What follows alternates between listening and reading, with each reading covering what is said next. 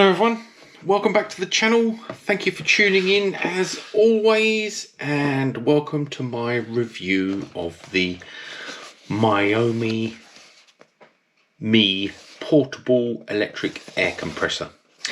Excellent. So I teased this very quickly on my YouTube channel the other day.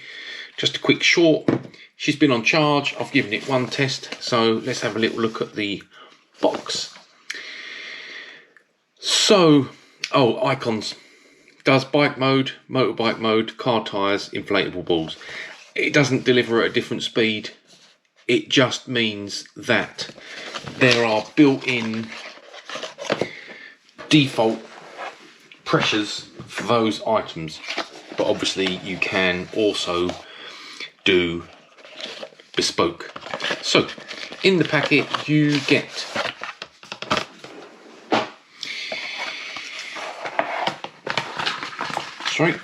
you get an instruction booklet in a myriad of different languages, and you get a warranty.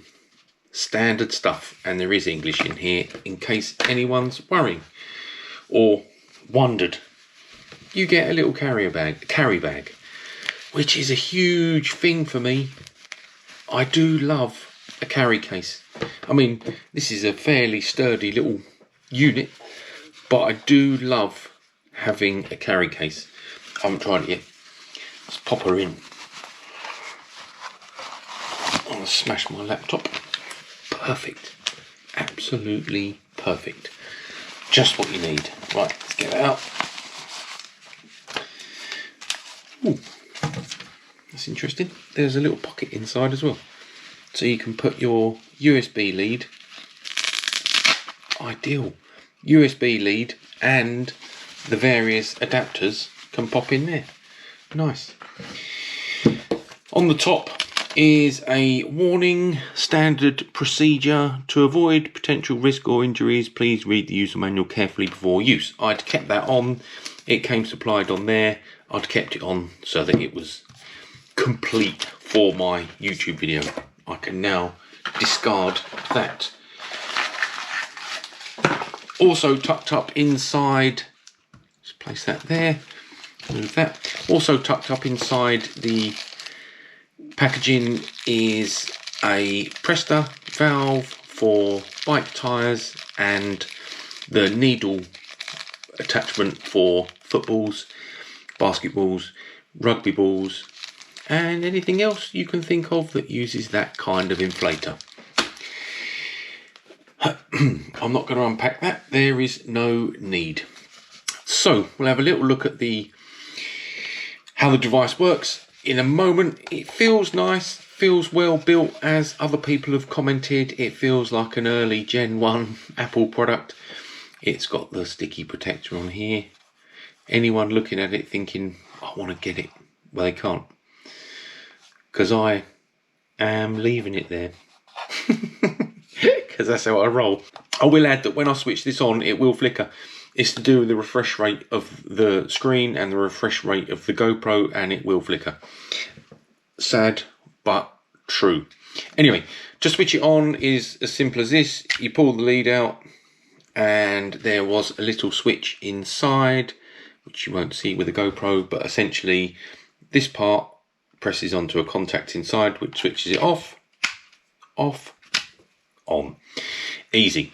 And it's not flickering in front of me. So you have a little torch,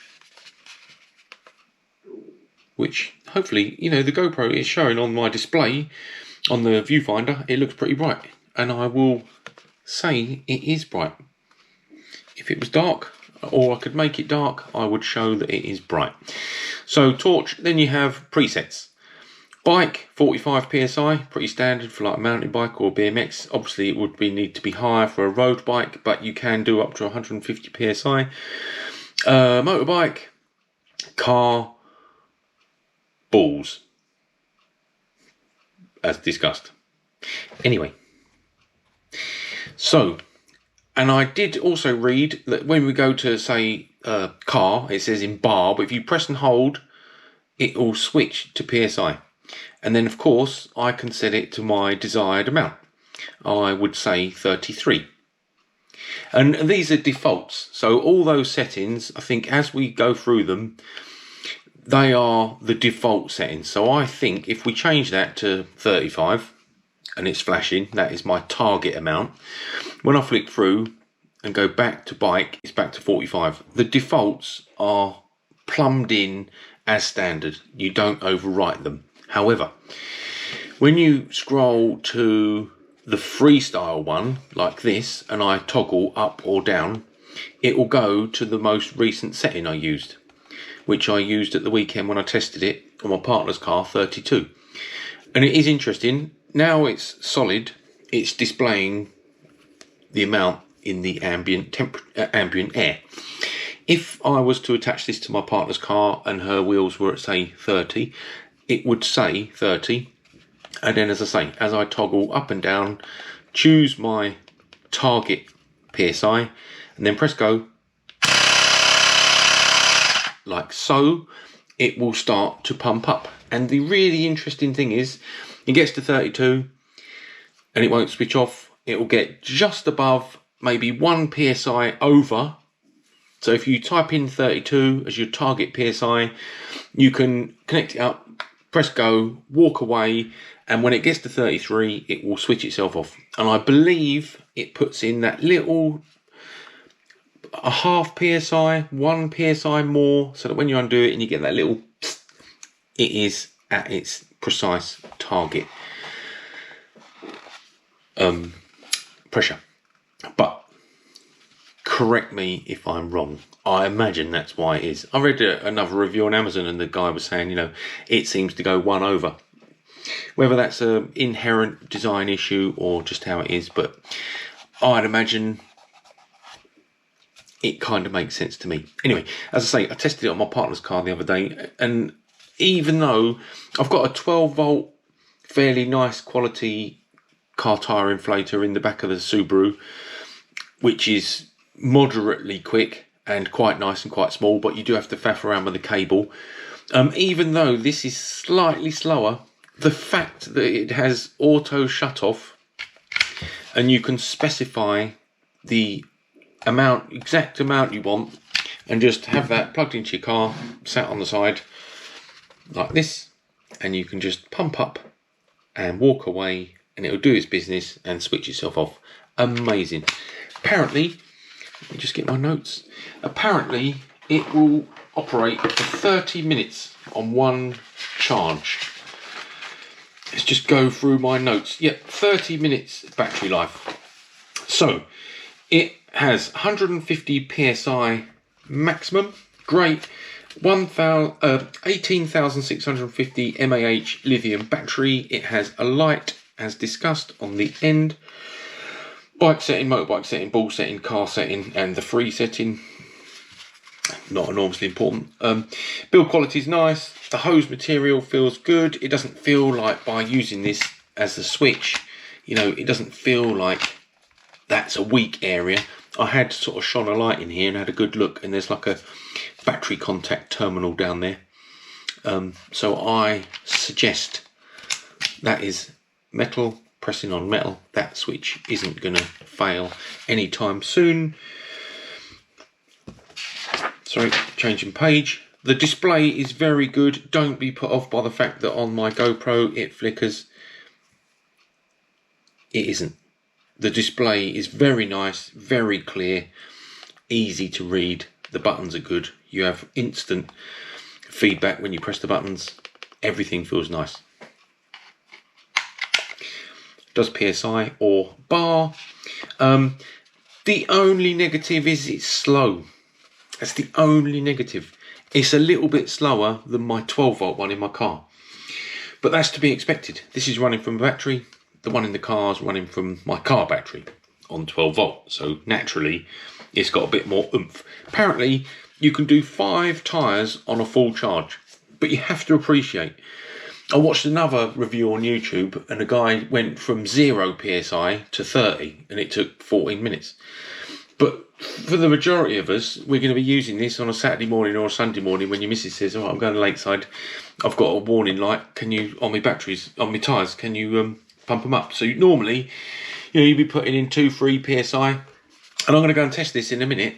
I'll take the GoPro out, I'll stick it on my head, and we'll go and test this in a minute. And I haven't checked the tyre pressures on the Forester since when I got my most recent tyres. I'm on Pirelli P0, so I got them about 6 months ago, and I've never checked the tyre pressure. So now will be a good day. I'm going to dial in 32, go out there, stick the GoPro on my head, we'll film it, and we'll have a look at how long it takes and how good it is. And that is it. All those positives: smallness, compactness, build quality, convenience. Can't forget the case. 40 quid, under 40 quid. So as I say, the only drawback is the speed, but you're looking maybe 30% slower than my 12 volt plug-in one. But like I say, I'm not that kind of scientific nerd, although I will admit I have started measuring my car cleaning products. But there you go, shoot me. But yeah, I'm not that kind of nerd that's going to do a back-to-back test. You could probably pump up a tyre quicker with a track pump. You could probably do it quicker with a foot pump, and it would be slightly quicker with a 12 volt one. But this, no cable, it could go in your pocket, no mess. It shuts off automatically. It will fit in the central armrest in your car. What's not to like? Oh, and look, everyone knows there's no secret. I didn't buy it so that I could pump my car tyres up better.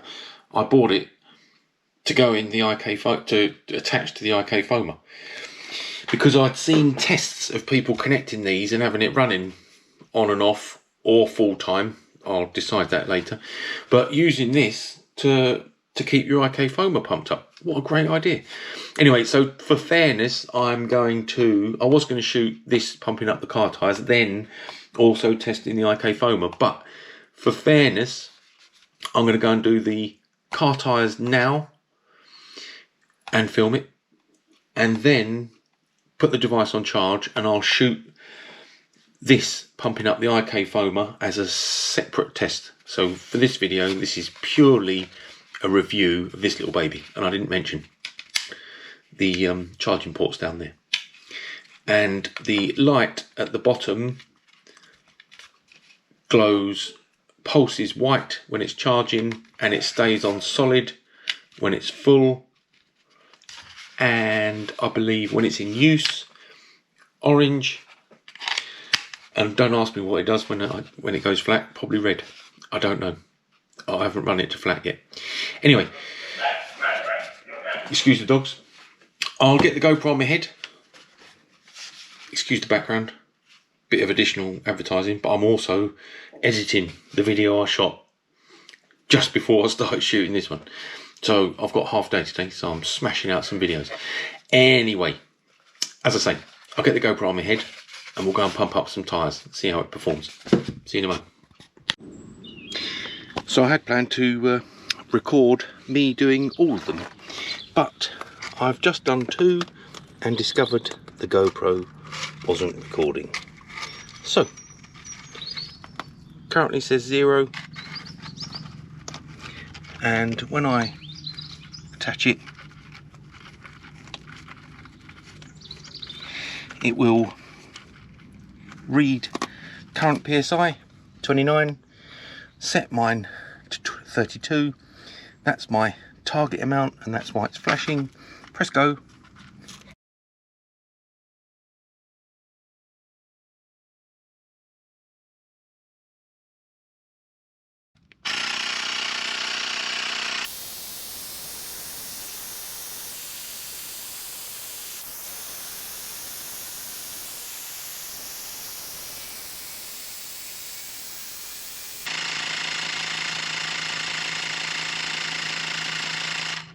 And there we have it, approximately 3 minutes.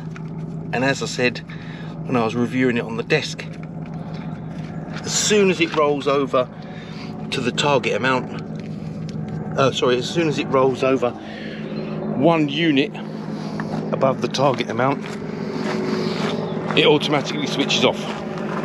So I've done that wheel, I've done this wheel, put about 3 or 4 psi in each. I've done that one, and I'm going to do this one off the camera, and then I'll take it indoors, do a wrap up, final thoughts, and that's it for this one. Apologies about the fan running on the laptop. It's exporting a video. Anyway, we'll keep this short and sweet. So I got round 4 tyres, all 4 on the FOS, all needed 3, 4 or 5 additional psi, and then it went to sleep. And I suspect that is because I've been mucking about with it for the review, and or not fully charged it yet. So there we go.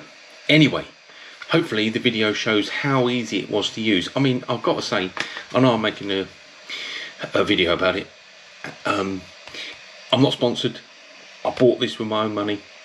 Genuinely so nice. No dirt, no cables, no faff, no ag.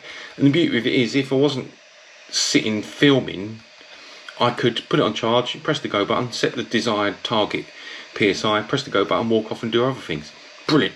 Great. Anyway, as I say, there'll be another video coming to look at what it's like paired with the IK Foam Pro 2 Plus. Anyway, hope you enjoy that one. Hope it's interesting for you. I'm certainly very, very impressed with it. It's like iPhone meets tyre inflator. Clean, easy to use, functional, practical. Happy days. Easy. Chuck it in your boot. Chuck it in the central underneath the central armrest. Happy days. Anyway, thanks for watching as always. Don't forget, if you're enjoying the content, please hit that like button, smash that subscribe button, and consider hitting the bell button so you get notifications when I post up new content. Alright, take care. All the very best. Bye bye.